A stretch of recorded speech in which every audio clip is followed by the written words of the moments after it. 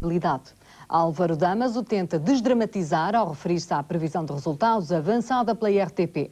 O Partido Socialista mostra-se satisfeito e diz que pela primeira vez nos Açores é apresentada uma sondagem que lhes merece confiança.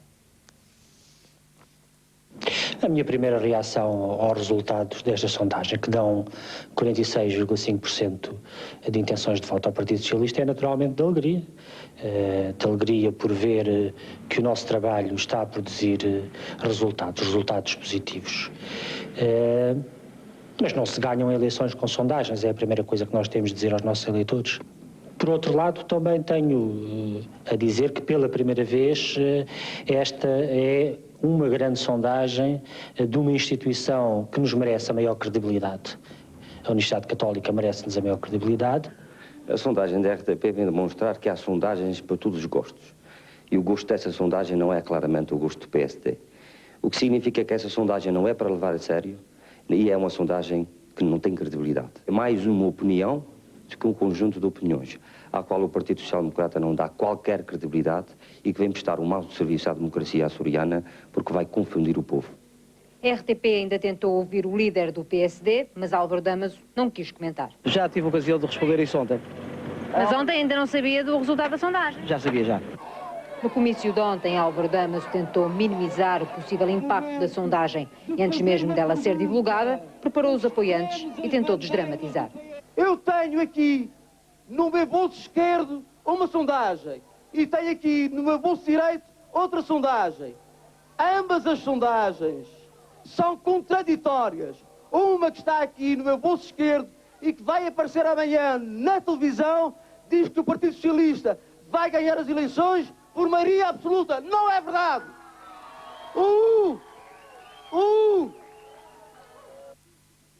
Falta agora saber a reação da Direção Nacional do PSD a esta sondagem da RTP Público. O secretário-geral do PSD está ao lado da Judite Sousa no Coliseu do Porto. Boa noite aos dois. Estamos, de facto, no Coliseu dos Recreios, onde amanhã tem início mais um congresso extraordinário do Partido Social Democrata. Disso já falaremos a seguir, mas para já, a primeira reação do secretário-geral do partido é esta sondagem, em seu todo, que dá uma vitória muito perto da maioria absoluta ao Partido Socialista nas eleições regionais dos Açores. Posso ter uma reação idêntica à que teria a outra sondagem que dá a maioria absoluta ao PSD. As sondagens valem o que valem. A verdadeira sondagem são as eleições, será no domingo, estará em causa aquilo que foi o trabalho do PSD ao longo de 20 anos na região autónoma dos Açores e eu estou convencido que nós vamos ganhar as eleições e seguramente até com maioria absoluta, até porque atualmente a política está muito personalizada e o confronto é muito entre o Dr. Álvaro Damaso e o candidato do Partido Socialista e aí seguramente nós levamos uma grande vantagem. Mas não lhe parece que este resultado, estar muito próximo da realidade, acusa o desaparecimento da cena política açoriana de Mota Amaral? Com certeza que é importante que, nesta altura, não seja o Dr. Mota Amaral o candidato do PSD e nós tínhamos de afirmar um novo candidato. Mas os créditos profissionais e políticos do Dr. Álvaro Damaso são uma garantia de que os Açores irão ter um bom presidente do Governo Regional a partir do domingo, dia 13. E estes resultados também não poderão significar a pouca mobilização das estruturas nacionais do partido no arquipélago dos Açores, nesta fase de campanha eleitoral, decorrendo até do próprio Congresso? Não, bem pelo contrário, porque olha, o professor Marcelo Rebelo de Sousa já esteve lá 3 vezes nos Açores, tem apoiado imenso o PSD dos Açores e isso é com certeza um contributo positivo para a vitória do Dr. Álvaro Damaso. A primeira reação de Rui Rio, secretário-geral do PSD, desvalorizando naturalmente os resultados desta sondagem da Universidade Católica, que apontam, como já foi dito, para uma vitória do Partido Socialista nas eleições regionais do arquipélago dos Açores. Voltamos aqui daqui por alguns minutos. Na Madeira, o líder regional do Partido Socialista, Jardim Fernandes, diz que prefere esperar pelo dia 13 de outubro. Alberto João Jardim não se mostra impressionado com a sondagem e acredita mais no que vê no terreno de campanha eleitoral. Alberto João Jardim confia no que tem visto nesta campanha e diz que não acredita em sondagens. O meu comentário é que não comento sondagens, porque nunca mandei fazer nenhuma sondagem, nem acredito em sondagens. Eu estou sobre o terreno, sei como estão as coisas, conversamos no dia das eleições. O mesmo para o seu adversário político, o socialista Jardim Fernandes, prefere esperar para ver no dia 13 de outubro. A diferença de 20 pontos não encara como uma derrota pessoal? Olha, eu já ouvi outros números, de sondagens, mas para mim e para nós, a grande sondagem é a sondagem do 13 de outubro. É para essa que estamos a trabalhar e não deixamos de trabalhar, nem perdemos o ânimo por quaisquer informações de sondagens que hoje nos sejam apresentadas. PS e PSD cautelosos nos comentários, a campanha segue dentro de momentos. Ferreira do Amaral quer ser candidato à presidência da Câmara de Lisboa. O antigo ministro do governo PSD decide não esperar pela eventual aliança PSD-PP e vai anunciar a decisão. Ferreira do Amaral avança para já por conta própria. Este é o homem que vai disputar a João Soares a Câmara de Lisboa. Joaquim Ferreira do Amaral, 51 anos, antigo ministro de Cavaco, atual dirigente do PSD. O seu nome era o mais desejado no interior do partido. E Ferreira, sem nunca manifestar abertamente a sua vontade, foi alimentando o suspense. Até hoje. Decidi candidatar-me à Câmara de Lisboa. O partido naturalmente está de acordo com isso e, tanto quanto foi afirmado publicamente, também o Partido Popular estará disposto a dar o meu apoio. O sim definitivo à entrada na corrida à Câmara da Capital. Aliás, há muito que o antigo Ministro das Obras Públicas é um forte crítico da atual gestão de Lisboa. Não tenho dúvidas de dizer que a gestão municipal numa cidade como é a cidade de Lisboa é talvez daquelas que apresenta sintomas ou métodos mais arcaicos e menos modernizados. Eu julgo que não haverá cidade no país mais afastada, em que o cidadão mais afastado esteja da gestão, do que a cidade de Lisboa. Afirmações que agradaram à plateia social-democrata. Foi há 15 dias atrás e logo ali os primeiros aplausos para quem na altura ainda não era candidato. Tem a nossa confiança, podem ir em frente. Ferreira do Amaral pronto para avançar a candidatura à Câmara Municipal de Lisboa, sem esperar a eventual aliança democrática PSD-PP. Vamos novamente em direto ao Coliseu dos Recreios em Lisboa, Judite Sousa.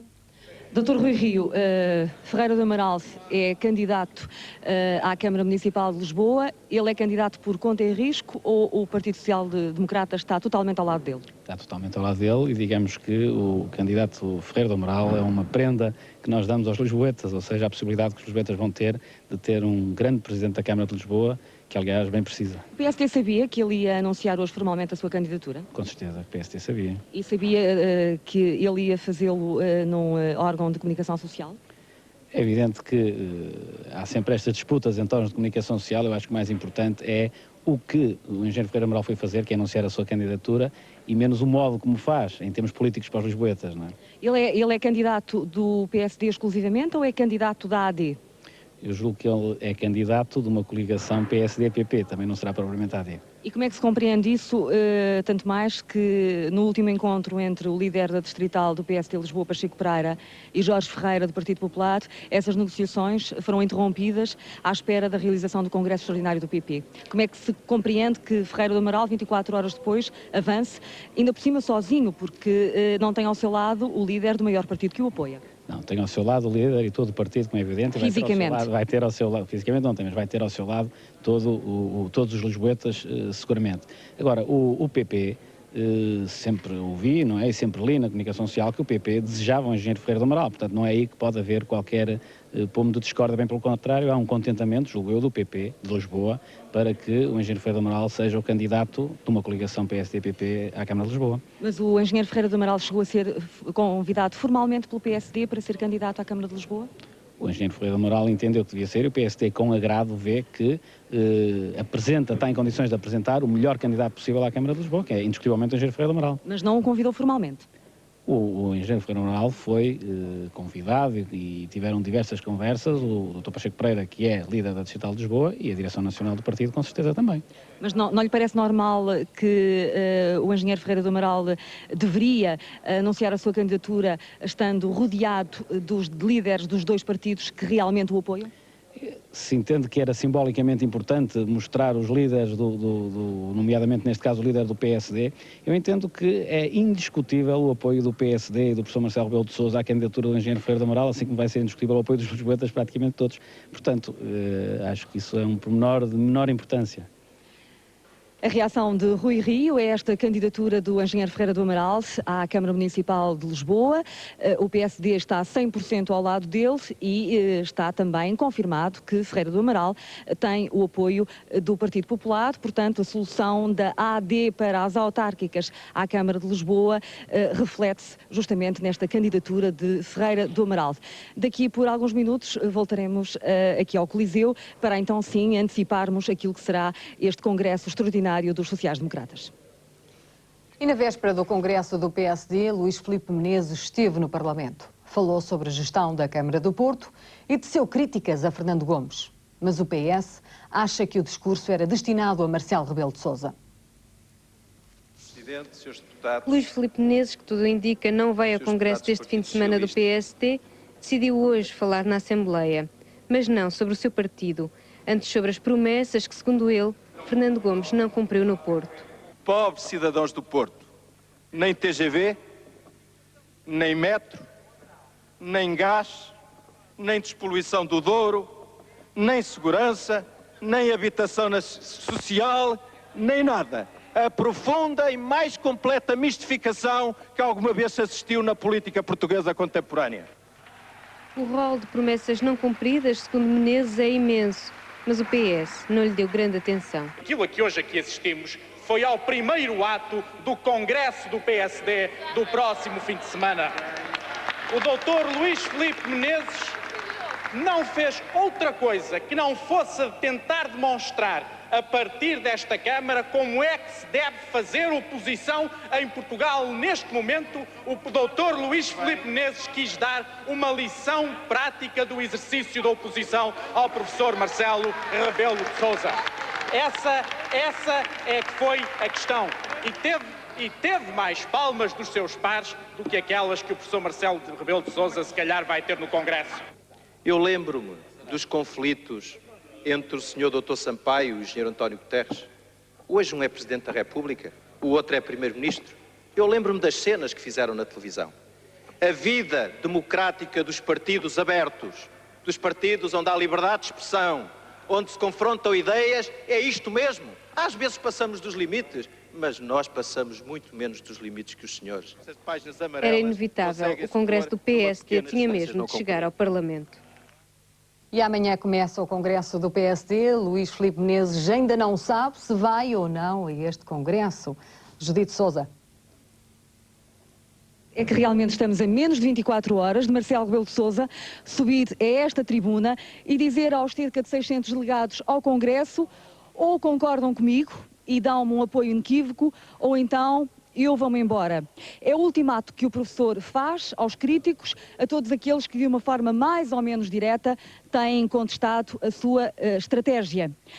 6 meses depois de Marcelo Rebelo de Sousa ter sido eleito no Congresso de Santa Maria da Feira por 80% dos delegados, ele sentiu-se na necessidade de convocar este Congresso, de pôr o partido à prova e saber exatamente quem está com ele e quem não está com ele.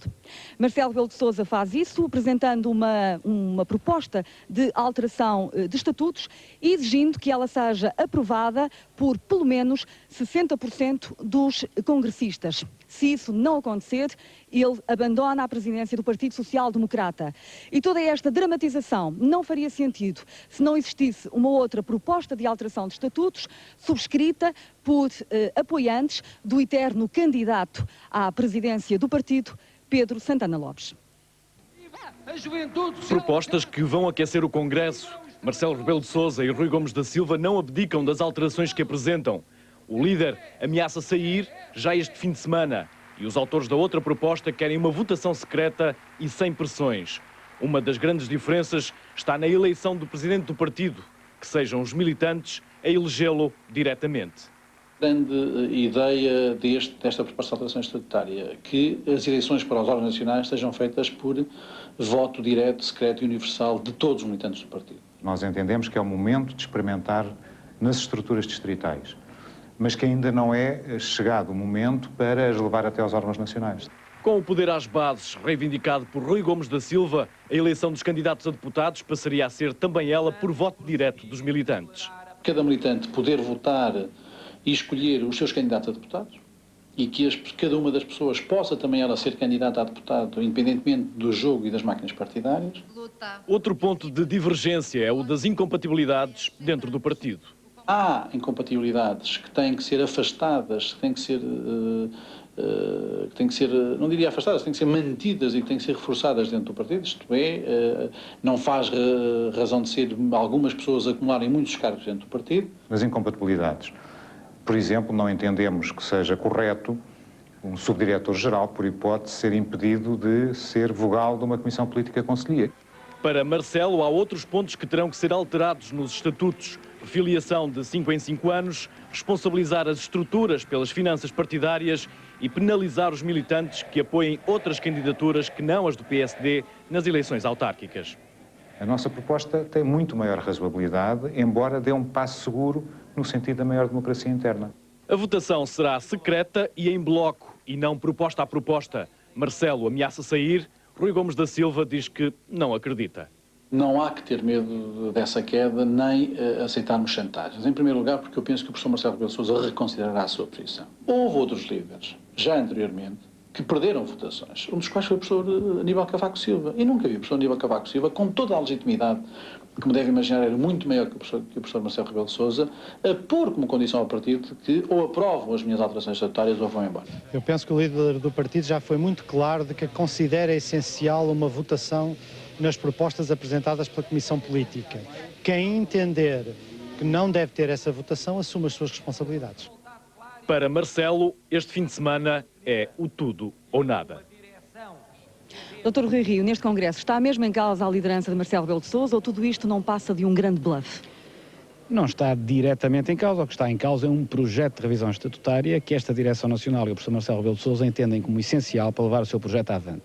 Se por acaso o Congresso disser que este projeto não serve ao partido, obviamente que terá de ser outro líder e outra direção a preconizarem aquilo que for a solução que o Congresso entende que deve ser a correta. Portanto, eu não vejo aqui também uma situação extraordinária. Como é que um líder pode corporizar um projeto que não é o seu? Tem de corporizar o seu.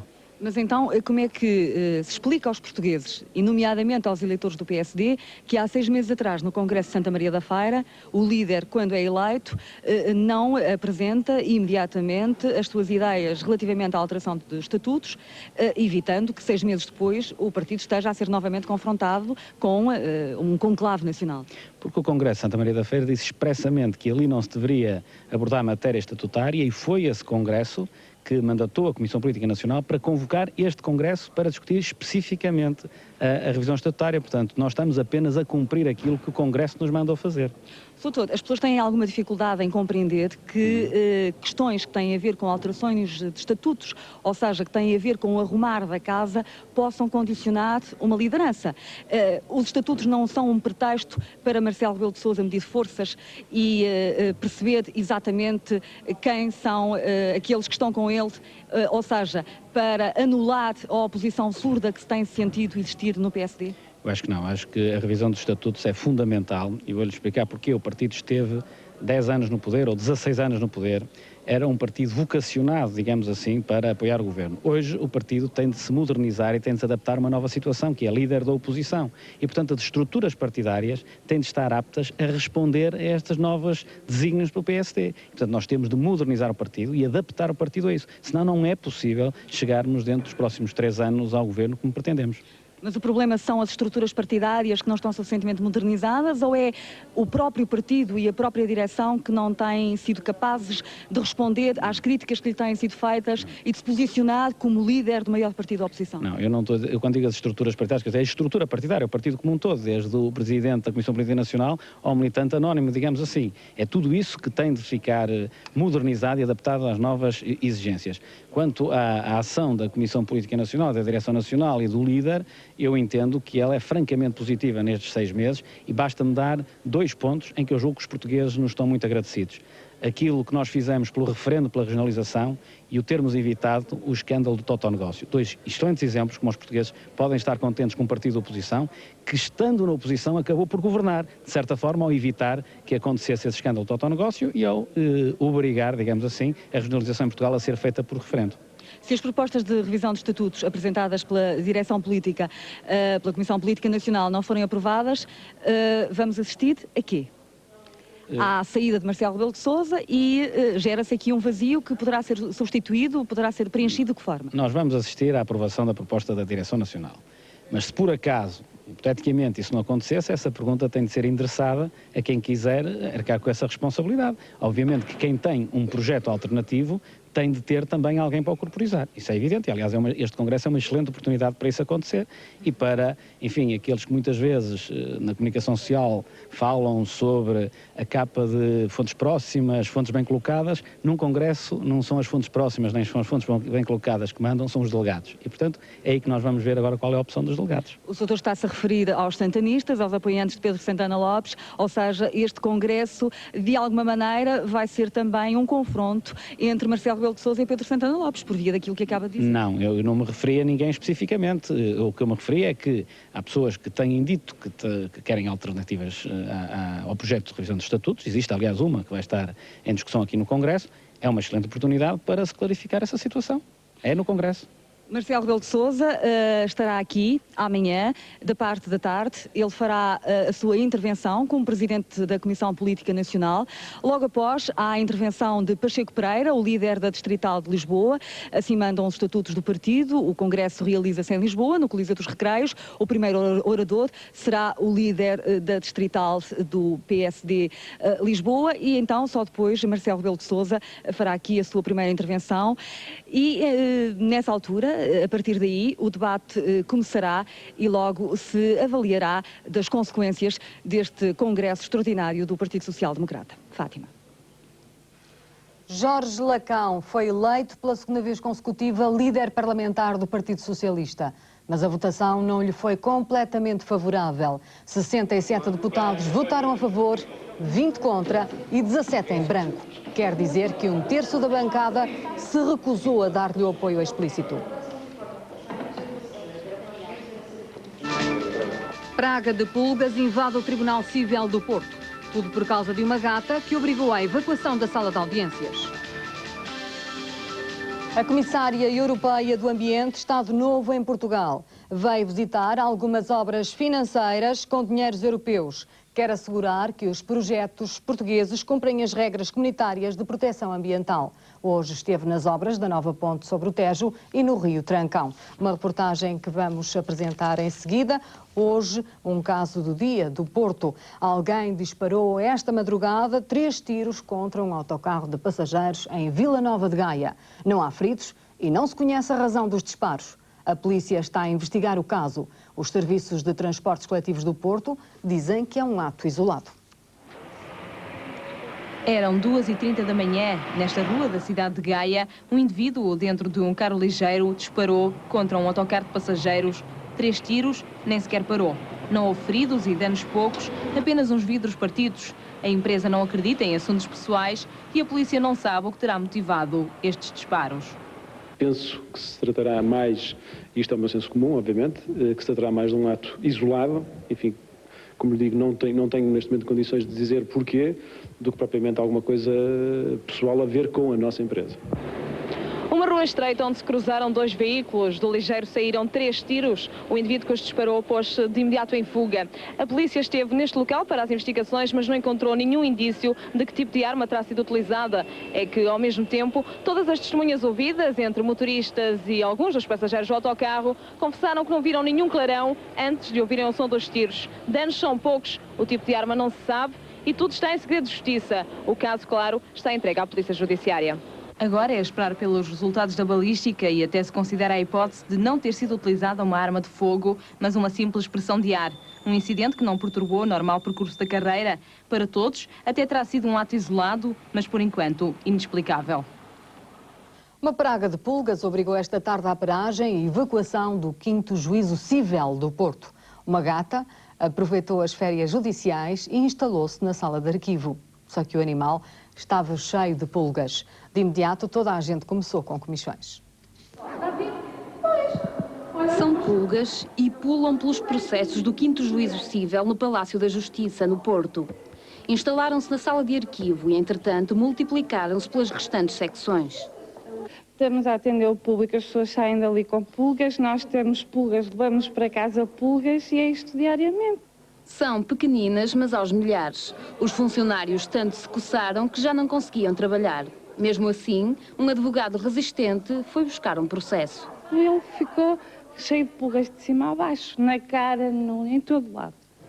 As pulgas já estavam no juízo quando o ano judicial arrancou. E a culpa foi de uma gata que entrou pela janela. Portanto, antes dos gatos não havia pulga nenhuma.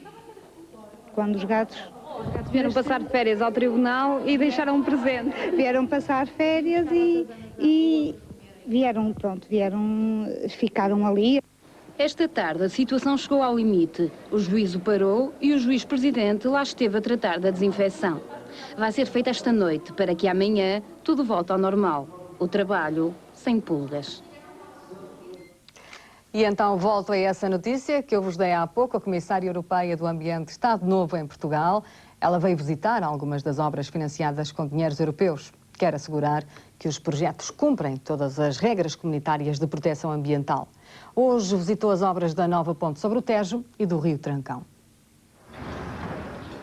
De helicóptero para as salinas do Samoco, começou assim o primeiro dia da visita da Comissária Europeia do Ambiente a Portugal. A construção da nova ponte sobre o Tejo foi a obra portuguesa financiada com dinheiros comunitários que mais polémica levantou em Bruxelas. Temos de ter consciência de que construir uma ponte desta dimensão, com fundos comunitários, em cima de zonas de proteção especial, não tem só benefícios, tem custos. Portanto, temos de os gerir e estamos a geri-los. Penso que estamos no caminho certo, mas temos de ter a certeza que Portugal está a tomar as medidas necessárias para proteger o ambiente. Cuidar do ambiente, mas também do desenvolvimento económico da região, defende a população de Alcochete. É preciso compatibilizar a preservação do ambiente com o desenvolvimento económico, com os interesses, com as aspirações legítimas das populações residentes. É isso que neste momento não está a acontecer. A Comissária do Ambiente passou depois por um dos rios mais poluídos da Europa. A despoluição do Trancão já começou, a obra tem que estar pronta a tempo da Expo 98 e o governo português espera ainda receber da Comissão Europeia 2,5 milhões de contos. À espera de fundos comunitários está também a variante à Nacional 10. A Comissária do Ambiente já sabe que a estrada vai passar por uma área protegida. A Comissão ainda não aprovou o projeto, mas esta tarde o Secretário de Estado das Obras Públicas garantia que o governo português não precisa de fundos comunitários. Não temos necessidade, neste caso específico, de estar a recorrer a financiamentos comunitários. Com luz verde do governo português para a segunda fase da variante à Nacional 10, a Câmara de Loures promete levantar nos próximos dias o veto à central incineradora de São João da Talha. O presidente da Comissão da Reforma Fiscal está contra o imposto mínimo anunciado pelo governo. Silva Lopes diz que é uma medida que a Comissão não sugeriu ao Governo e que não deveria ser aplicada aos profissionais liberais. O ex-ministro das Finanças, Eduardo Catroga, também estão contra a proposta governamental.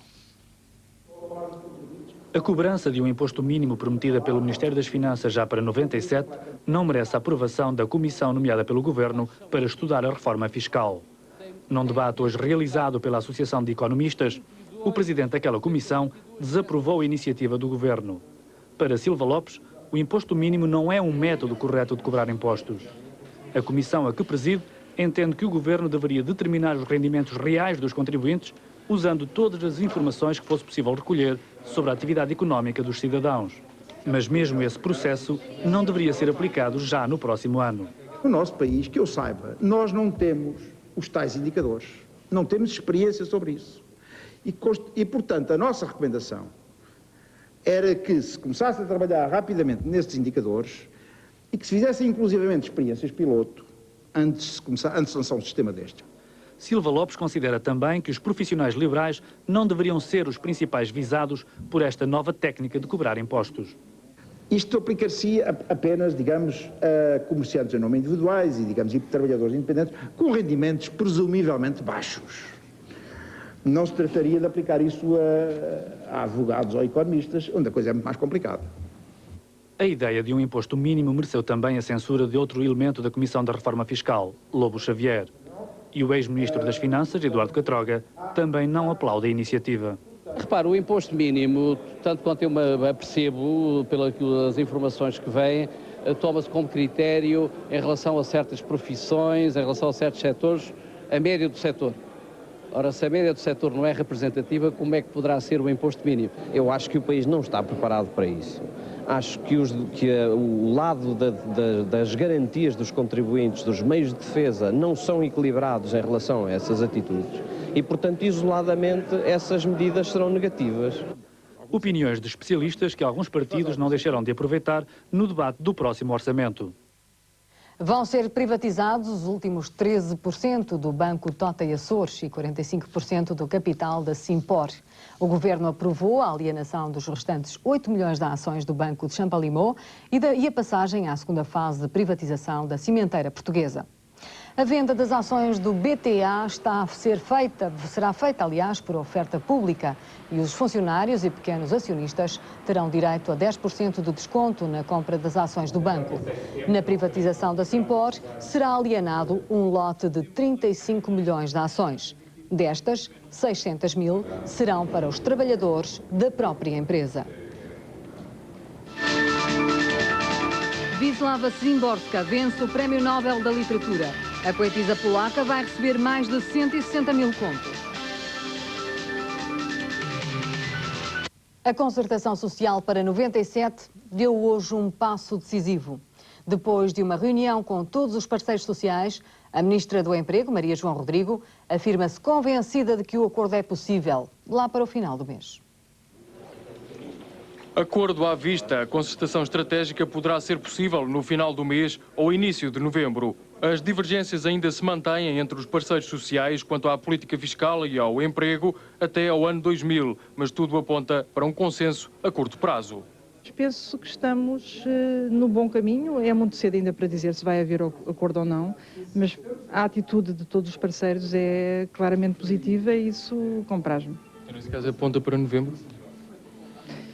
É muito provável. O que ficou hoje aqui delineado é um método de trabalho, penso que eficaz, que foi aprovado por unanimidade, envolvendo todos os parceiros, e que consiste em adotar o documento de base apresentado pelo Governo, que vai ser objeto agora de uma discussão na especialidade, em reuniões que estão calendarizadas até dia 25.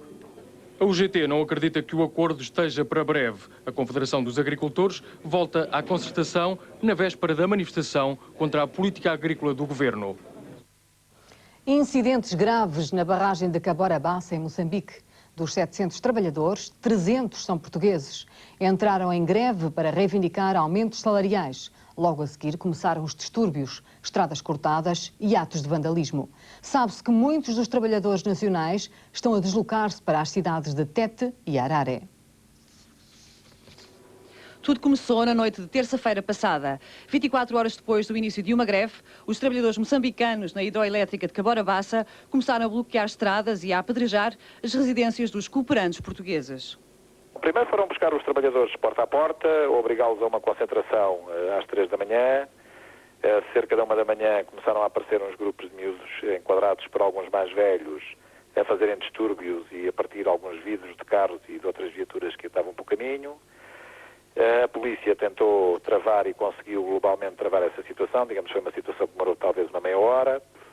Depois houve uma reunião dos trabalhadores, as estradas foram bloqueadas com pedras e com paus e com alguns pneus a arder, mas não houve, que se saiba, nenhuma agressão física. Houve alguma obrigação dos trabalhadores mesmo que não queriam comparecerem.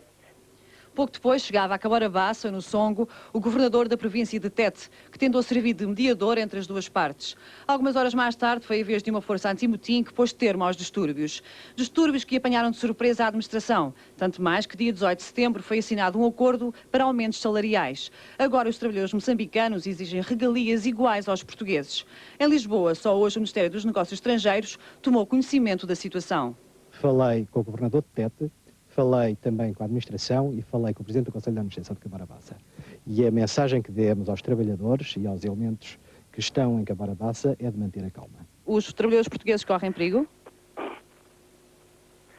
Eu não direi que correm perigo, mas direi que de facto eles estão preocupados, a agitação foi bastante grande, a situação que viveram foi preocupante e portanto têm mulheres e têm famílias e portanto naturalmente é natural que tenham uma certa apreensão, mas eu acho que não há razões para muito mais do que isso. Mas apesar de tanto o Ministério como a própria administração desdramatizarem os acontecimentos, de acordo com o cooperante português em Cabora Bassa, a situação é bastante grave.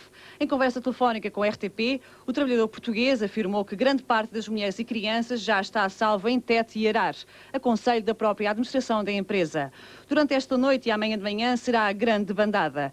A maioria dos trabalhadores portugueses pretende abandonar o complexo e só deverá regressar depois de uma reunião entre as duas partes, marcada para as 15 horas de amanhã. Uma reunião decisiva, porque pouco depois tudo pode acontecer. A esta hora, a situação em Cabora Bassa é calma. No entanto, há receios de que uma nova reunião amanhã possa voltar a agitar os ânimos. O correspondente da RTP, Fernando Magalhães, está em Cabora Bassa a acompanhar os acontecimentos.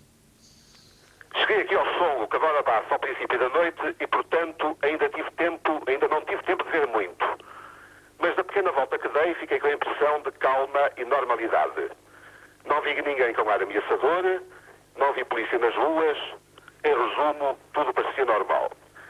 Sente-se, no entanto, um certo ambiente de tensão e expectativa por parte dos trabalhadores estrangeiros, nomeadamente portugueses. Muitos deles mesmo decidiram ir passar o fim de semana a Tete ou Arar, o que fazem com frequência, mas não tantos como desta vez.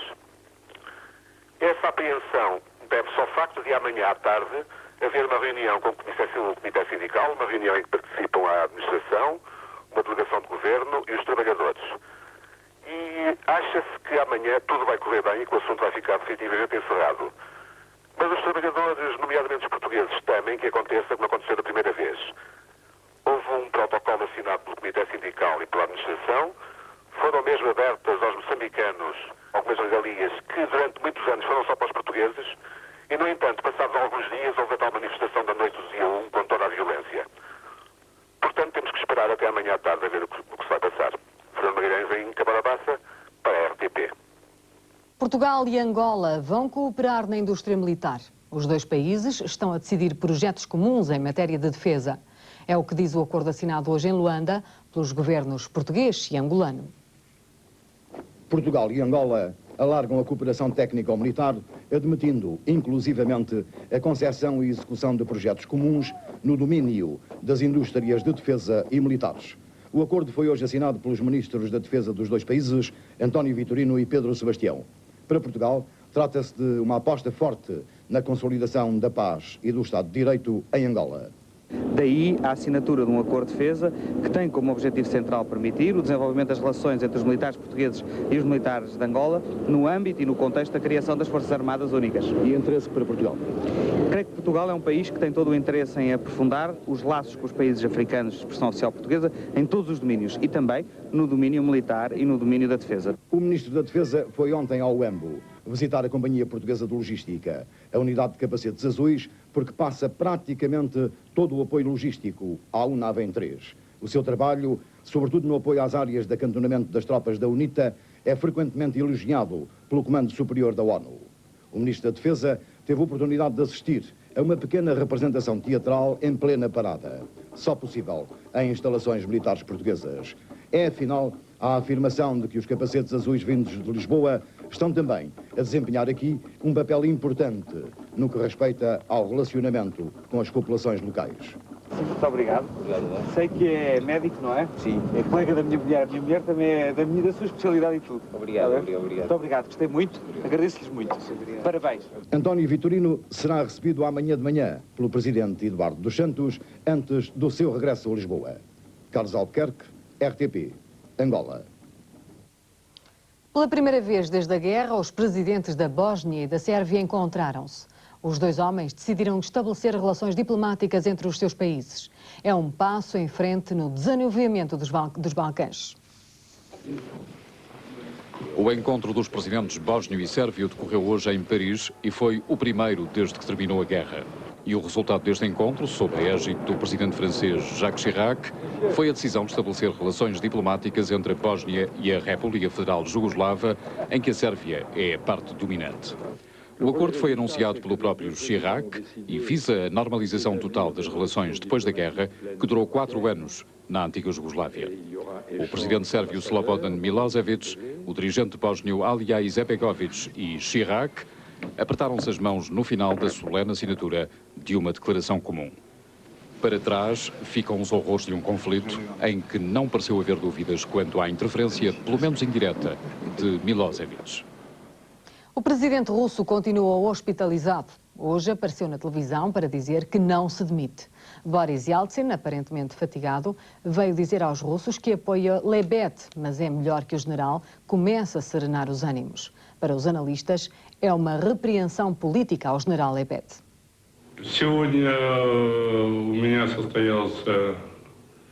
Voz forte e pausada denunciando fadiga.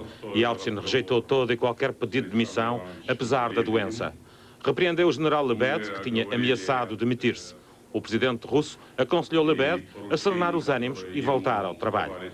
A intervenção televisiva de Yeltsin surgiu pouco depois de um encontro com Lebed, o primeiro nos últimos 3 meses. O general ameaçou pedir a demissão, em protesto contra a nomeação de um falcão para conselheiro do presidente. Yeltsin não gostou da ameaça, meteu o general na ordem, deu-lhe apoio, mas recomendou-lhe para continuar a trabalhar sem fazer ondas. Este encontro surge num dia histórico, o dia em que o primeiro-ministro russo Viktor Chernomyrdin e o líder independentista da Chechênia, Zelikhami Andarbiev, chegaram a acordo sobre o futuro da República Rebelde do Cáucaso. Um acordo que coloca um ponto final na guerra da Chechênia. Seleções nacionais já estão na Ucrânia. À partida era visível a confiança na vitória. Declarações para acompanhar lá mais para o fim do jornal. O Prémio Nobel da Literatura foi hoje atribuído à escritora polaca Wisława Szymborska. Este ano o prémio ascende a 160 mil contos, um valor que surpreendeu a própria laureada. Ao meio-dia em ponto, abriam-se as portas da sala onde estava reunido o júri da Academia Real Sueca para anunciar o Prémio Nobel da Literatura. Escolhida foi a poetisa polaca de 73 anos, Wisława Szymborska. Uma escolha que a Academia fundamentou assim. Por uma poesia que, com precisão irónica, permite ao contexto histórico e biológico manifestar-se em fragmentos da verdade humana. Por isso vivemos, o sal sobre a ponte e o fim e o começo são alguns dos títulos das suas obras. Para além da poesia, Szymborska dedica-se também à crítica literária e a traduções de obras poéticas francesas da Idade Média.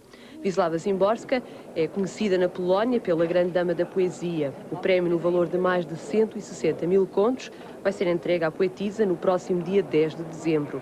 Nomeados para o Nobel estavam também 2 escritores portugueses, José Saramago e António Lobo Antunes, mas, uma vez mais, a literatura portuguesa ficou de fora das escolhas da Academia Real Sueca. As seleções nacionais de futebol partiram hoje para a Ucrânia. Vão disputar o segundo jogo de qualificação para o Mundial de França 98.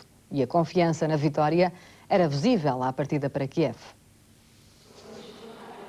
Partiram de Lisboa à conquista do leste da Europa. As seleções nacionais voaram esta manhã para Kiev. Na equipa principal não há problemas de lesões. O grupo está confiante e motivado. Esperamos que os jogadores sejam bons e que joguem bem, que tenham sorte e que consigamos ser mais felizes do que os nossos adversários. Quanto ao descontentamento de Vítor Bahia com a Federação por não ter jogado ontem pelo Barcelona, é um assunto que já pertence ao passado. Não era fácil e não era correto que esta dispensa ocorresse e por isso as nossas posições vingaram e, enfim, o atleta percebeu também. O frio e o estado irregular dos campos podem ser fatores adversos, mas os jogadores estão preparados para tudo. Se tiver frio, está frio para nós, mas também para eles. Principalmente o jogo da Ucrânia, não é? De certeza não é fácil, não é nada fácil, não é como se pensa. As esperanças querem repetir o triunfo que alcançaram na Arménia. A estratégia da equipa já está planeada. Espero que no conjunto a equipa e coletivamente a equipa funcione bem. Me repito, vai ser uma questão de caráter e espero que esse caráter esteja lá amanhã bem expresso. Jesualdo Ferreira, um dos técnicos que ainda não tem contrato assinado. Um problema que vai ser resolvido brevemente. Em causa estão apenas questões fiscais. Nós estamos a fazer todo um estudo relativamente aos contratos dos técnicos, no sentido de saber quanto é que lhes vamos pagar, para eles saberem exatamente quanto é que vão descontar. Com ou sem contrato, os treinadores nacionais querem as 2 vitórias. Os mais novos entram em campo já amanhã. vai poder ver em direto as esperanças portuguesas frente à Ucrânia a partir das 4 da tarde na RTP1. Resta desejar felicidades. Terminamos aqui o telejornal. Foi um prazer estar consigo. Espero que passe uma noite descansada. Até amanhã.